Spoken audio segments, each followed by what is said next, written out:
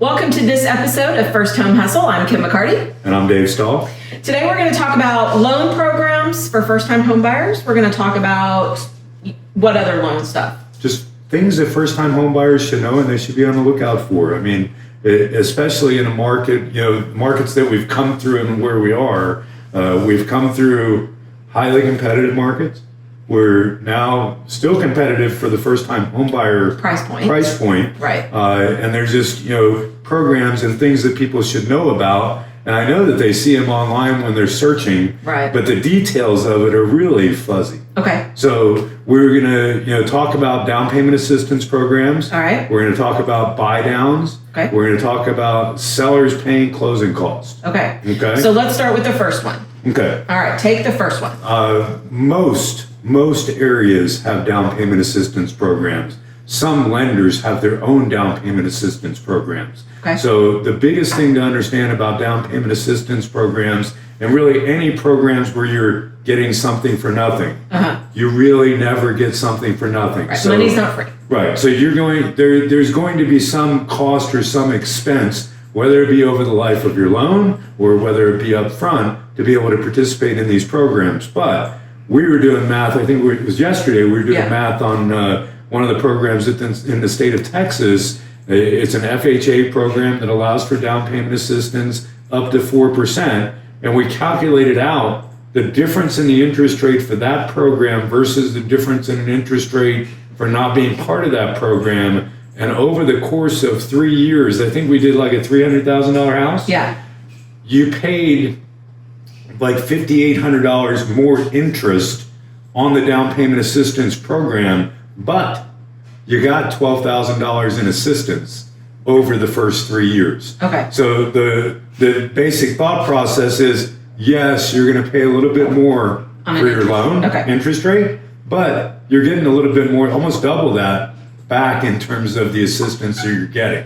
So let's say they do that and they take this down payment assistance, and then I know that some of them have a minimum that you have to stay in that program.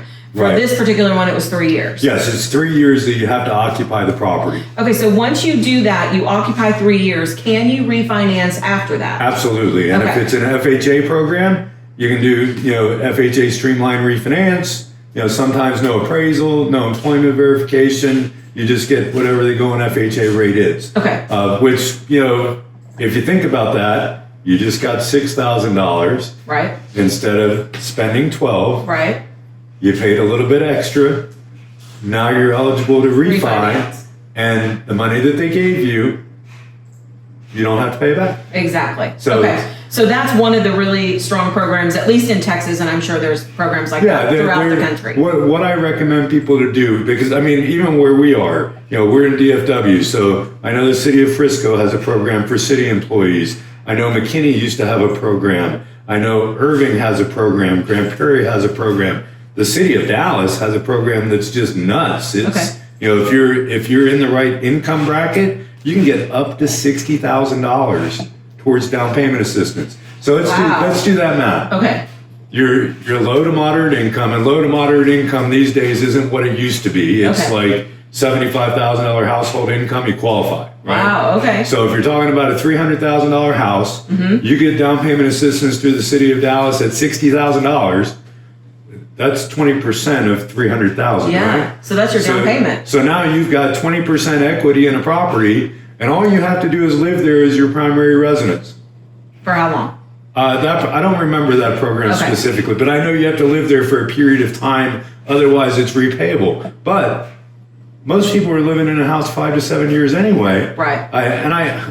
I don't remember the term of that program, but regardless, you got to weigh that out. You're getting 20% equity like that. Yeah. You've got to do the research. So on all these programs, I recommend if the loan officer you're talking to doesn't know about the programs, you need to find somebody who does, number one. Number two, go to the area where you're looking to buy and look under their community development on their website. All cities have a community development website, Right. and you can look and see there if they have a program. Okay. Okay. Okay. The other programs, most states, like I said, have it. I know Florida's got one, Texas has one, California has one, New York. Most states have down payment assistance programs Okay. through the state. Okay. And most of them, it's low to moderate income because they're trying to boost homeownership. Right. But if you can get 4%, you have to live there for 3 to 5 years. It's not a terrible deal. Right. We talked about this yesterday because we were talking about how long does it normally take somebody to save up that money to be able to buy a house? Which was $12,000. So we kind of figured that out. How long would it take the average homeowner to save $12,000? So let's think about the average, let's call it 27 to 32-year-old. Okay. Okay.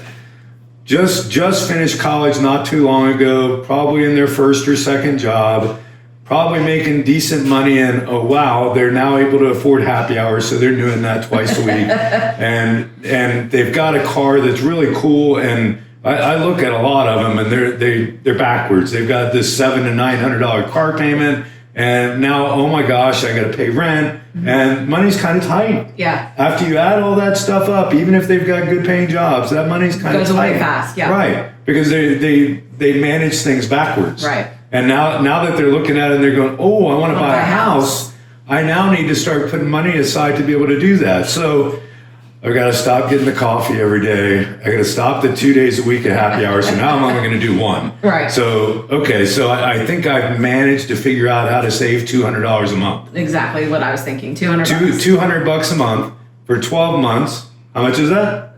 I don't know. $2,400, right? Yeah. Not $12,000 yet, No. right? So $2,400 times. Well, and you've got to be disciplined too. Yeah, because there's a month that the car needs something. Well, yeah. Well, you've got to be disciplined and going 1 day a week happy hour. 1 day a week happy hour. Dave's going to call me and he's going to say we're going to happy hour on Friday. Everybody's going to be there. And I already went on Wednesday. I can't go. Yeah. So. And not eating out every meal. $2,400 a year to save up $12,000 is what, 6 years? Yeah. 6 years of being disciplined to do that. Yeah.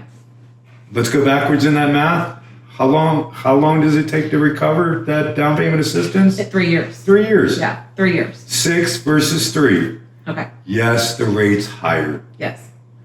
But how long is it going to take you to save that down payment money? Well, and I think this is one of the things that I've been educating my buyers on lately is it feels like the rate is higher because we were in an abnormally low situation for way too long. Right. Right. And so we got used to 3-4%. So now we're at 7%, 6.99 or wherever we are. Do a Google search. Okay. I challenge you to Google search 1971 to present. What's the average 30-year mortgage rate? 7. Higher. Oh, 7.5. 7.625. We're right around there. Okay. So we're we below had, average right yeah, now. so we had a solid 10, 15 years where everything was below 6. Right. And now we're above 6. Right. And there's panic in the marketplace, but one because the media drives it. Yep. And 2, because all people saw for 10 years was 4%. rates that were ridiculously low. Right. So now we're in a normal environment. It's just retraining the brain, right? And retraining our conversations as lenders and realtors with the buyer, making sure that they understand that this is actually very normal. Right. So when I talk about this, I'm constantly saying, you know what? Let me tell you, when I bought my first house, it was this, and then I just refinanced every time it made sense, right? So I have to retrain the conversation. But what I'm doing a lot of times right now, because the markets are allowing it, is maybe I'm offering full price on the house, but asking the seller to give $10,000 in concessions. Right. So then they can choose whether to buy the rate down or to use it towards their closing costs and not bring that $10,000 to the table. So let's kind of talk about that and what your thoughts are on that. There are 2 ways to do that. One, you can have the seller, if the seller is agreeable, the seller can pay your closing cost, or 2, and I like this option better, you can actually have them contribute to a rate buy down. Right. So basically what a rate buy down is you can do 3 different ways. Now your lender has to do it, right? So, and I have conversations with people who are looking online all day, every day, and they're like, ooh, the lowest rate I found was this. the lowest rate may not be a lender who participates in this type of program. Right. So you can do a 3-2-1 buy down, you could do a 2-1 buy down, or you can do a 1-0 buy down. Right. Obviously, the names are pretty self-explanatory. Yes. On the 3-2-1 buy down, your rate is 3% below what the actual rate is for the first year. 2% below for the second year. 1% below for the third year, and then the fourth year, the normal rate. Okay. Same thing for 2-1. 2%, yep. 1% normal. Okay. 1-0, same thing. 1% normal. Okay. The reason that I find that to be more beneficial than the seller actually paying your closing cost is because it impacts the monthly payment right away. Yes. Okay? And the money that they contribute to it, it's actually, my best definition is it's a subsidy. Right. So what that means is your rate is, let's say that the rate is 7%. Your rate is 7%. That's the rate that's on your loan. Mm-hmm. But the seller is basically making a deposit with your servicer that subsidizes the differential in the payment. Right. So let's say you do the 2-1 buy down. Okay. The first year your payment is based on 5%. So the subsidy from the seller is the difference in the 7% rate and the 5% rate. Got it. And that's what their 12 months is. Okay. The next year it's 1%, so it's a subsidy. And the reason it's important to understand that it's a subsidy is, let's say that the end of this year rates drop by 1%, you're like, ooh, instead of 7, I can be at 6. Right. The subsidy doesn't disappear. Okay. The subsidy actually gets used, whatever's left of it, towards paying down your principal balance as part of your payoff. Okay. So let's say you do a 2-1 buy down, and at the end of the first year, rates are 1.5% lower than when you started, and you're like, this is my opportunity, let me refinance. Any money left? Any money left, so that whole second year's subsidy goes to principal balance reduction. Nice. Okay. So the difference between that and the seller paying your closing cost is that once the seller pays your closing costs, the money's gone. That's done. Done. Okay. Bye. Okay. So that's why I like the buy down. Keep in mind, the only people who can pay for the buy down are the seller, the seller's agent, or your agent. Okay. It's not going to be your agent or the seller's agent, so it's the seller. Okay. All right. So the seller. So we ask for that in closing costs, and then it is earmarked. Correct. That's right. Okay. So what I'll do, somebody will call me and they'll go, and for sellers, this is important to know.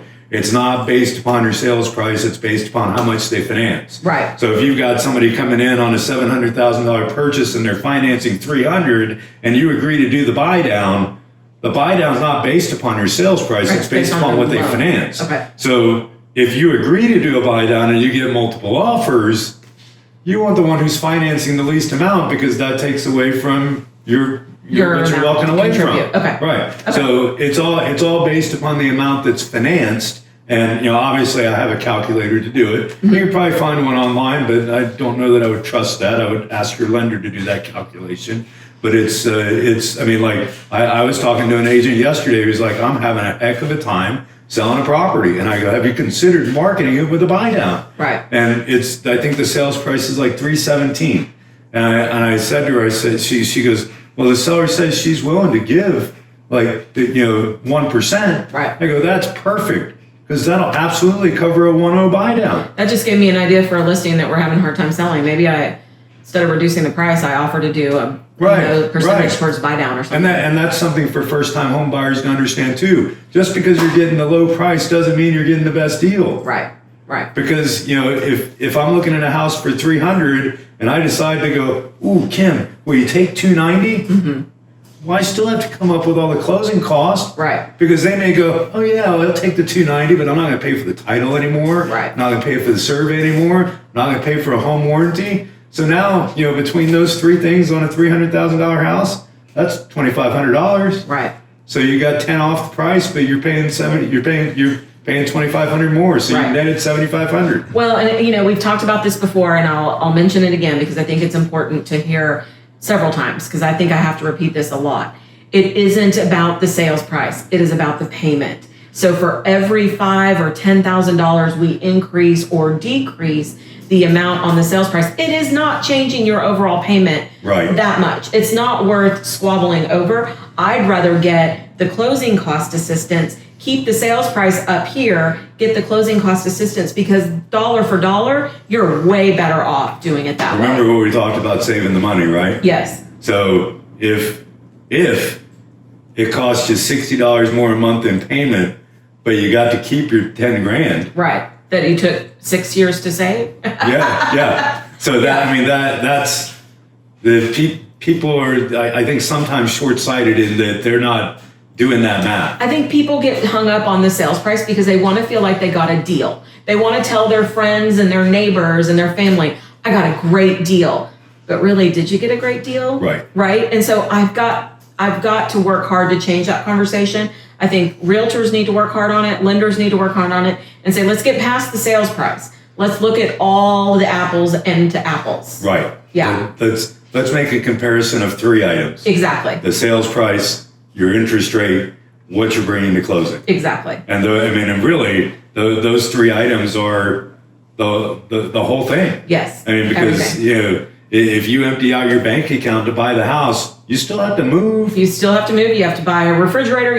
There's always things. You're gonna move in and something's gonna be broke. Yep. Like first week, something's gonna be broke, guaranteed. Murphy's Law. Yeah. Murphy's Law. Especially if you just emptied your account to buy it. Yep. Murphy's Law. So. All right. So wrap it up here, and let's just couple quick points. Talk to your local lender. Number 1, right? Find out what programs you qualify for in the area that you live in. Right. What else? Talk to your agent about sellers who are willing to contribute. Right. And this we talked about this too. Market by market, it's going to be different. For sure. Like the market that we're in historically has not been a big buyer negotiation market. Markets like Houston, San Antonio, El Paso, a lot of places a lot of other places. Historically, the seller I think it's based on what agents do. They'll list a house higher, hoping to get offers, and everything's negotiable from there. Right. Here, what we do is you pull all the comps and you go, that's where you should be. Right. That's where it's going to sell, and then everything from there is all about, well, this is what we should be getting. Right. And we really don't negotiate much. There is some beauty to both sides of it. I see beauty in both sides. Right. You underprice it, you're getting a whole bunch of offers that are, silly to have to work through. Right. But then you price it fairly, it might take you a little bit longer to sell it. So. Right. So for me as a lender, it's kind of weird because I have to, depending upon what area I'm in. What market you're in, yeah. Yeah, I've got to remember how they historically behave. Yeah. So I've got one down in Houston this week that he looked at a house and it's on the market for $290, and I'm doing numbers for $290. He's like, no, I'm offering $260. I'm like, wow, you're not getting it for $260. Got a contract yesterday for $260. Wow, that's crazy. I'm like, oh my God. Yeah, that is different. Okay. So that's each market is different in that way. Now, me personally, if I'm him, I would have tried to negotiate some cost. Yeah. If there's wiggle room in that value. Yeah, I'd have done $270, $10,000 in cost. Yeah, give me $10,000 in closing costs. Yeah. But that market to market, it's different. So you have to rely on your agent to understand the market. Right. You have to do a little bit of research on your own for like the community development programs that I was talking about for down payment assistance. And most of them have a lender participation list. Okay. So if you like the Texas, T-Shack, I think is what it's called, their website has a list of every lender that participates and the actual name of the loan officer who's certified to do it. Okay, cool. So when you're looking at these programs, look on the website, see who's certified to do it. Find out from your agent, is this somebody you've worked with before? Is there somebody that you know who does this? So at least you've got somebody trusted instead of just somebody you don't know. Right. So look into all of the different down payment assistance programs and understand what might be the most beneficial to you. Well, and also remember what your time frame is, because a lot of these have a situation where if you don't stay the allotted time, you got to pay back a certain portion. Yeah. You have to find out what that timeline is. So I know most of them in Texas, they're 3 to 5 years. Okay. Years ago, they had some that were 10, but they're not that way anymore. Well, this is very similar without getting the government involved. This is very similar to what the government did in 2009 or so, where they rolled out that tax credit. Yep. Yeah. It's very similar without getting the government involved in it, where you're getting a little bit, but you got to stay a little, to get it. It's very similar to that. It was the first time home buyer credit when the government rolled it out. So. Right. So we talked about looking at the programs, making sure you got the right lender, making sure that your agent understands, how those things work. Yep. Looking at properties the right way. Right. Meaning, here's the price. In the listing, does it say that they're willing to contribute? Right. Because a lot of them, if they're willing to contribute, They'll put it out there. Yeah, it says it in the listing because they're going, come on, let's go. We got to move. Yeah. And that's really their sense of urgency. If they're willing to contribute, it means there's some urgency to sell. Okay. Which is beneficial to a buyer, first-time home buyer or not. Yeah. So those are the things that I would look at as a first-time buyer, and that's a lot of information to digest. Yeah. So you got to have a good agent. Yep. You got to have a good lender. Yep. All right. So if they need to get a hold of you, how can they do that? You can call me on my cell phone, 972-896-8790. And you can reach us at 214-662-9308. And remember, no matter where you are, we can help set you up with the right lender and the right realtor.